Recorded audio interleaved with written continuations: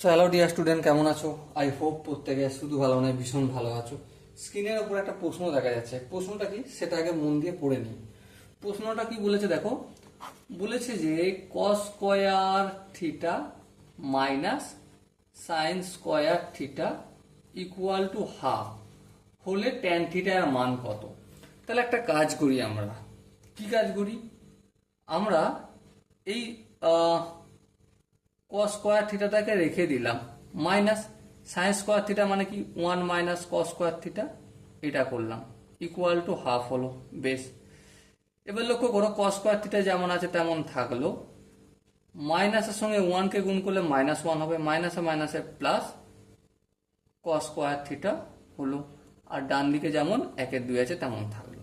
ওকে, এবার দেখো cos square theta এখানে একটা এখানে একটা, তাহলে কটা হলো? দুটো কস স্কোয়ার থিটা হলো। আর এখানে 1-2 ছিল প্লাস 1, 1-2 এর সঙ্গে 1 যোগ করলে কি হয়ে যাবে? 3-2 হবে।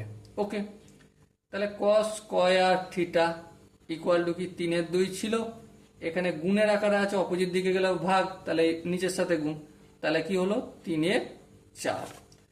এবার দেখ কস স্কোয়ার থিটা ছিল, অপোজিট দিকে স্কোয়ারটা পাঠালে কি হয়ে যাবে? রুট হয়ে যাবে।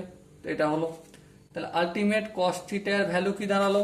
কস থিটার ভ্যালু √3 তো বেরোতে পারবে না, কিন্তু 4টা বেরিয়ে যাবে, 4টা কি হয়ে যাবে? 2 হয়ে যাবে। এবারে কস কত ডিগ্রির মান? √3/2, ডেফিনেটলি কস 30-র মান, তাই তো নাকি? হ্যাঁ, কস 30 ডিগ্রি। তাহলে থিটা সমান কত লিখবো? 30 ডিগ্রি লিখবো। ওকে, সো এবারে আমার আনসার কি বলতে চেয়েছে? আনসার আমাকে ট্যান থিটা সমান কত জানতে চেয়েছে। তা ট্যান থিটা মানে কি? Tan 30 degree. আর ট্যান 30 ডিগ্রির মান কি প্রত্যেকে জানি? 1/√3। সো এটাই আমাদের answer. Okay, so my dear Watson, I hope প্রত্যেকের এই অঙ্কটা বোঝা গেছে।